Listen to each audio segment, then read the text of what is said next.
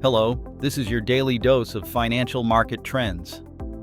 Oil just blew past $95 a barrel as Iran tensions escalate, while chip stocks are suddenly up 8% in a single session. Let's break down what's moving markets this Wednesday. Markets are open and trading solidly higher right now. The S&P 500 is up nearly 0.9%, sitting at 7509.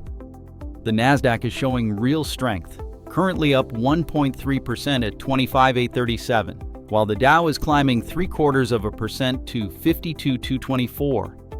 The VIX, our volatility gauge, has ticked up about 3.5% to 1765, and the 10-year Treasury yield is holding at 4.63%. Let's dive into what's driving attention today, starting with the energy space. ExxonMobil is jumping over 2% and leading our watch list as geopolitical risk premiums slam back into oil markets.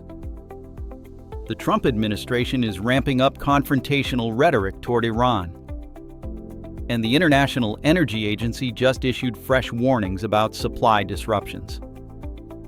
When you're looking at potential threats to the Strait of Hormuz, which handles about a fifth of global oil transit, energy majors become the obvious beneficiary of that risk premium. Exxon reports earnings next week, so investors are positioning ahead of what could be a very favorable pricing environment. Now flip over to the tech sector, where we're seeing a fascinating split. Microsoft and Amazon are both down about 1% today and generating significant discussion as we head into their earnings reports next week.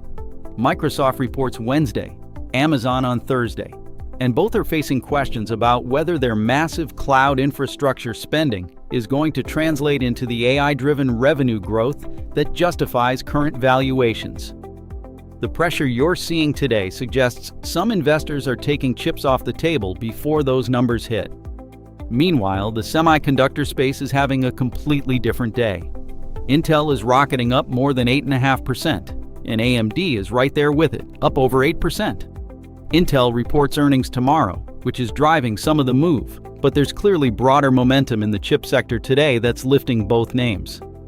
These stocks are catching real attention right now across social channels and among momentum traders, and that kind of coordinated move often signals either sector rotation or anticipation of strong results that could lift the whole group. Rounding out the movers, JP Chase is up nearly 2% on news of surging deal activity on Wall Street. When IPO pipelines start filling up and M&A advisory fees look strong, the big investment banks tend to catch a bid. JP just filed new structured product disclosures, and the broader narrative around financial sector strength is giving the stock some tailwind heading into the back half of earnings season. Let's zoom out to the macro picture because there are three scenarios that could reshape market dynamics over the next few weeks. First up, the Iran situation we just touched on. Oil is above $95 right now, and the question is whether this stays a war of words or turns into something more serious. The bear case here, which strategists are putting at about 45% probability, is that if the administration follows through with military action and Strait of Hormuz transit gets disrupted, oil could spike past $120 a barrel. That would be great for energy stocks, but brutal for the broader market as stagflation fears take hold. The bull case at 35% is that diplomacy prevails, the supply risk premium evaporates, and oil retreats from these levels, which would benefit consumers and transportation while pressuring energy equity valuations. Second scenario, UK inflation data.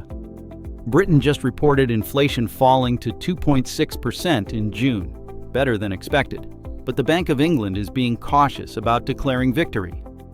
If inflation keeps trending toward their 2% target and convinces them to cut rates faster, that's a 40% probability bull case where UK assets rally and US multinationals with British exposure benefit from improved consumer spending.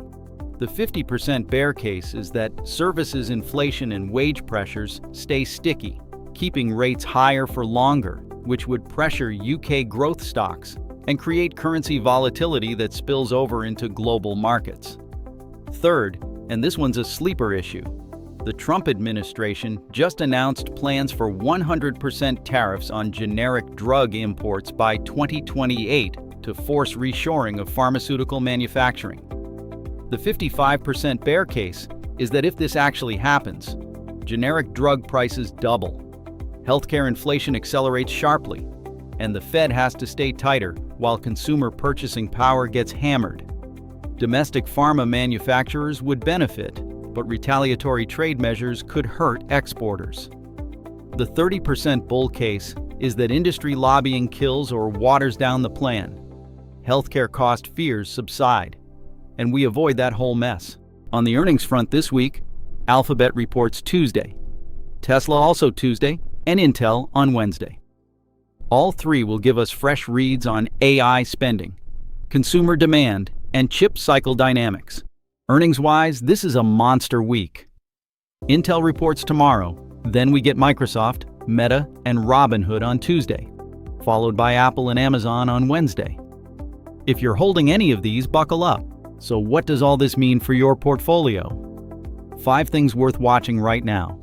First, energy stocks are back in the conversation. But remember that geopolitical risk premiums can evaporate as fast as they appear. So don't chase the move without a plan. Second, mega-cap tech is facing a real test with earnings, and the bar is high after the AI-driven rally we've seen this year.